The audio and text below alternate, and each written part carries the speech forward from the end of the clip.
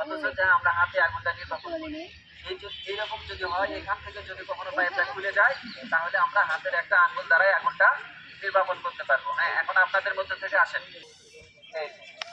এইভাবে কিন্তু এই যে তবে এটাকে সেভ রাখতে হবে।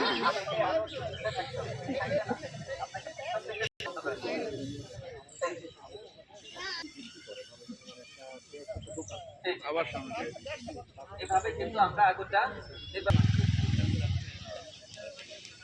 চুলার সাথে যে পাইপটা থাকে সেটা কিন্তু খুলে যেয়ে অনেক সময় আগুন ধরতে পারে, তখন আমরা আস্তে আস্তে দেখি।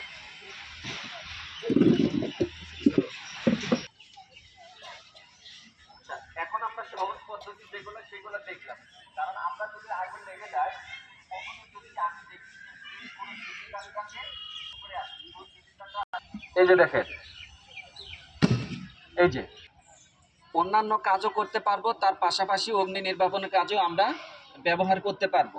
তবে এই বালতিটার একটা নিভে যায়, এটাই। এখন আপনাদের মধ্য থেকে যদি কেউ ওই যে আসে, আগে প্রথমে দেখায় দেন, হ্যাঁ, আগে এমনি আগুন না ধরিয়ে দেখায় দেন। একবার উনি চেষ্টা